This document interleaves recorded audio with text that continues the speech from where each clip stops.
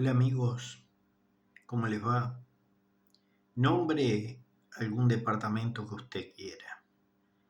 Nombre algún departamento que usted no quiera. Todos en esta última semana tienen un factor común.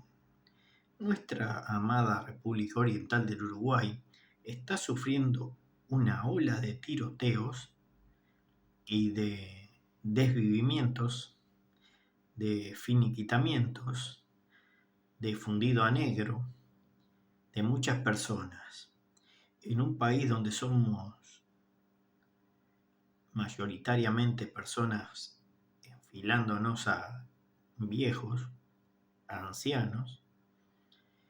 Muchas personas jóvenes están dejando este plano.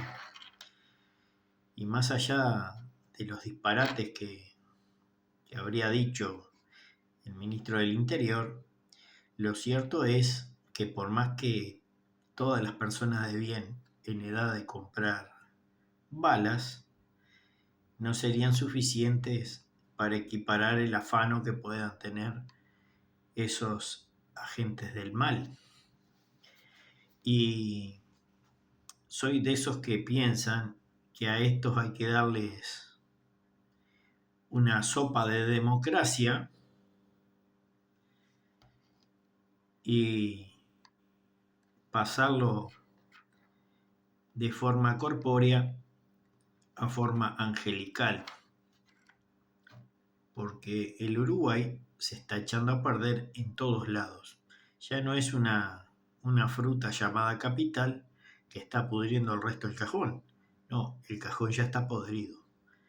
Los vecinos sufren estos avatares día y noche y no se ven las posibilidades de que esto cambie. Y no es por culpa del ministro, es por culpa de muchas gestiones que han venido surgiendo del pasado de la generación anterior.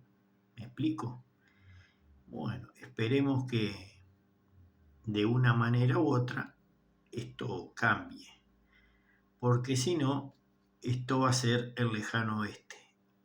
No nos van a dejar otra posibilidad que erradicarnos y darnos al ostracismo de acá, porque esto está invivible. Amigos, ha sido un placer activar la campanita, darle like y los espero en la próxima.